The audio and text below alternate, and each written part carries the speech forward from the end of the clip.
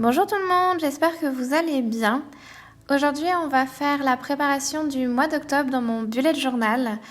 Ça fait plusieurs années que j'ai commencé à faire un bullet journal. Ça fait plusieurs mois que je n'ai pas mis à jour mon bullet journal. Et ce mois-ci, j'ai eu envie de reprendre et du coup de vous filmer et de vous le montrer.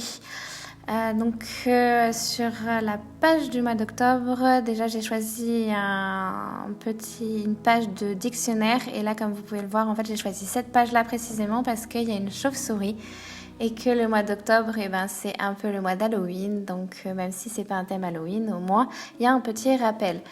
Et donc là j'utilise une Distress Ink, donc c'est Spiced Marmelade, donc ça fait très orange pour ancrer les bords et avoir un rendu un peu orange. Et le mois d'octobre, ce sera sur le thème des livres. Parce qu'en ce moment, en fait, je lis beaucoup et du coup, je me suis dit que c'était l'idéal pour faire le thème de mon mois d'octobre.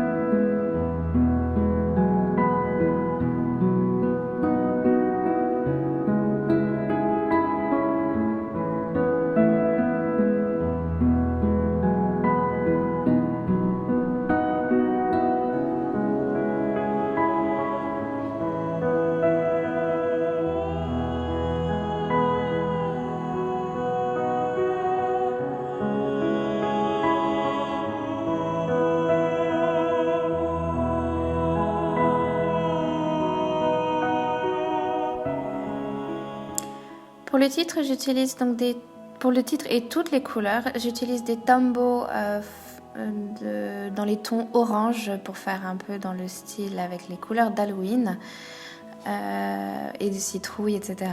Et d'automne, je me suis dit que ça pouvait être sympa. Et donc là, je fais un effet un peu type dégradé où en fait il suffit de mettre la couleur la plus claire pour commencer et puis après mettre plusieurs types de couleurs par-dessus pour avoir cet effet de dégradé. Et je listerai dans la barre d'infos toutes les couleurs de Tombow que j'ai utilisées dans cette préparation. Et là, simplement, je mets du stylo blanc sur les lettres parce que franchement, je trouve que ça rend trop bien. C'est la petite touche en plus pour finir.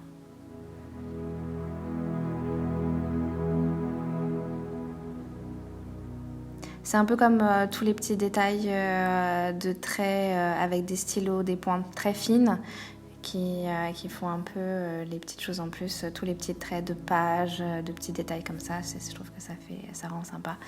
Et également jouer un peu avec les couleurs pour faire des effets d'ombre et de lumière.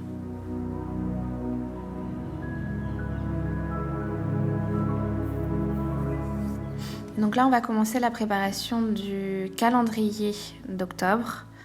Donc j'ai décidé de faire comme une bibliothèque avec plein de livres. Bon, il n'y a pas que des livres forcément parce qu'il me faut un peu de place pour écrire ce que je vais faire pendant le mois, enfin ce que je prévois de faire pendant le mois. Mais je trouvais ça assez sympa et je trouvais que ça se prêtait bien au principe de calendrier. Et puis bien sûr parce que juste le calendrier tout seul c'est pas drôle, des petits dessins un peu partout pour habiller un peu la page, on va dire.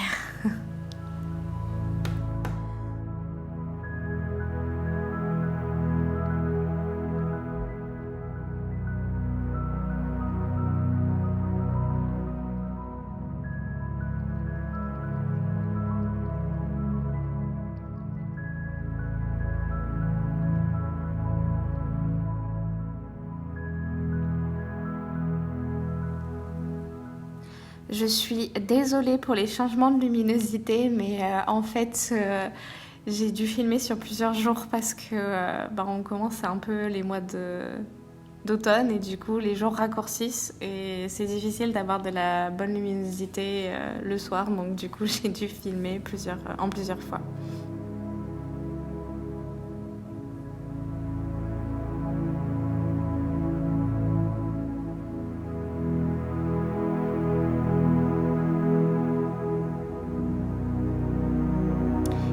en fait, ce que j'ai fait sur toutes les pages, mais que je montrerai peut-être pas forcément dans toute la vidéo, c'est qu'à la fin de tous les dessins, je rajoute un trait un peu plus épais sur tous les contours des dessins.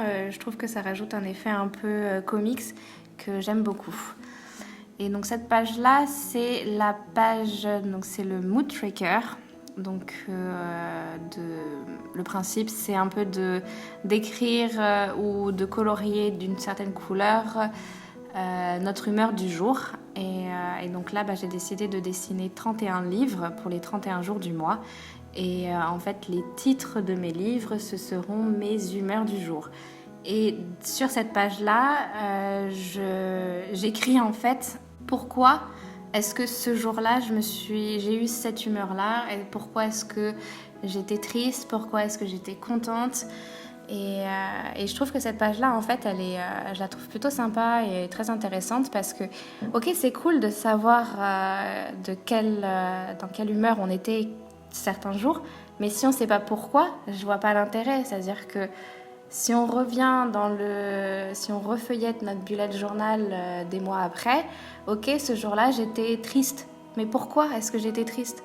Et donc là, cette page-là, ça me permet de savoir pourquoi est-ce que j'étais triste, pourquoi est-ce que j'étais contente, pourquoi est-ce que j'étais en colère, etc.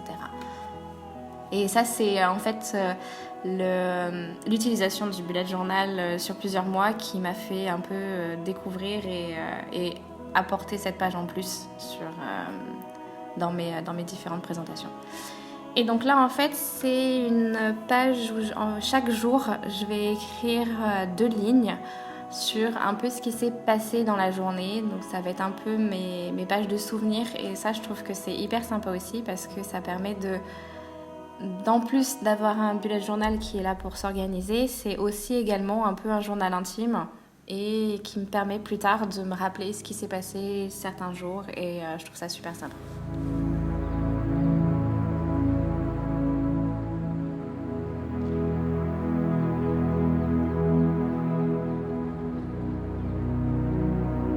Et donc cette page-là, ça va être la page de Habit Tracker, donc où je vais regarder un peu selon certaines habitudes si j'ai bien fait les choses tous les jours ou pas. En général, je suis pas forcément très douée pour tenir à jour les Habit Tracker parce que ça veut dire qu'il faut vraiment, vraiment le faire tous les jours. Mais je trouve ça sympa aussi, pareil, de savoir certaines choses, si combien de fois on les a fait par jour. En l'occurrence là, c'est un thème sur les livres, donc dans mes habitudes, je vais essayer de regarder combien de jours dans le mois est-ce que j'ai lu. Et j'ai un journal de lecture également, et du coup, je vais regarder combien de jours dans le mois est-ce que j'ai écrit dans ce journal de lecture, etc.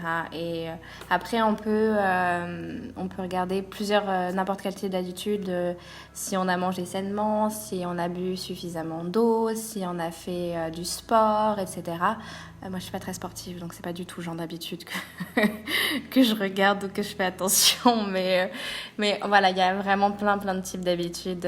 Il y a aussi, moi, pendant un certain temps, je regardais si tous les jours je souriais ou je rigolais.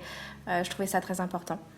Et puis sur la page de droite, en fait, ça va être une page pour écrire un peu tout ce qui va être mes souvenirs mémorables du mois et les choses pour lesquelles je suis reconnaissante.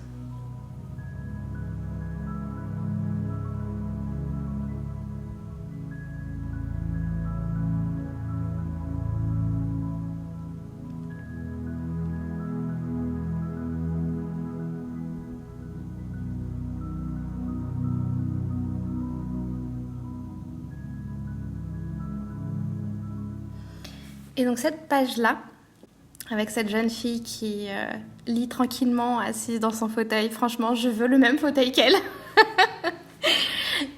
Donc sur cette page-là, en fait, je vais écrire tous les livres que j'ai lus dans le mois. Donc là, j'en ai mis 9.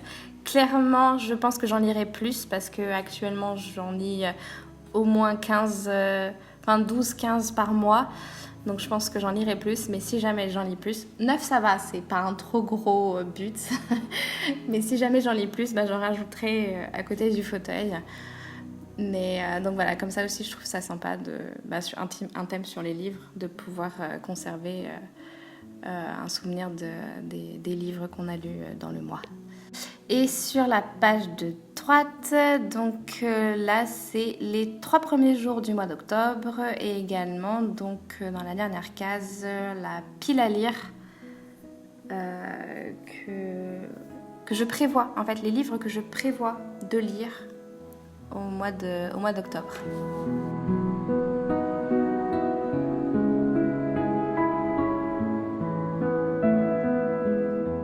En octobre, je sors ces livres et je les lis. C'est principalement des young adultes fantastiques et il y a pas mal d'anglais parce que j'aime bien lire en anglais et je m'améliore aussi également en anglais en lisant en anglais.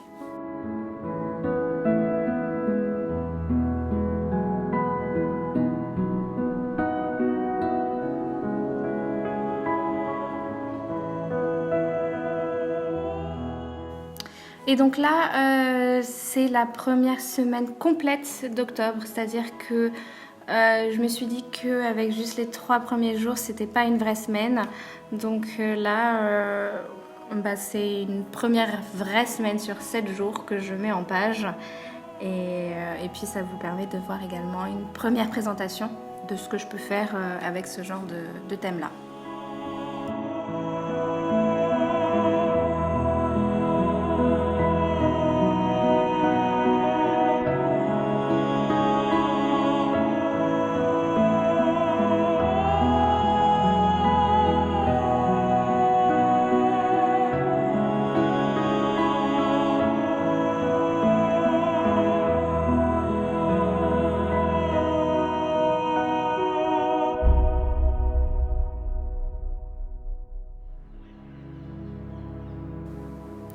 Et donc voilà pour la présentation complète du mois d'octobre.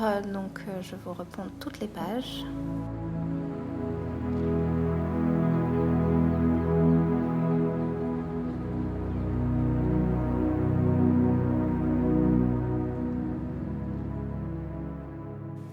J'espère que cette vidéo vous a plu, j'espère que ça vous a donné des idées et que ça vous a donné envie également de préparer un bullet journal. Et surtout n'hésitez pas à mettre un petit pouce vers le haut, à écrire un commentaire, j'adorerais y répondre et discuter avec vous. Et puis moi je vous dis à bientôt pour une prochaine vidéo. Bye bye!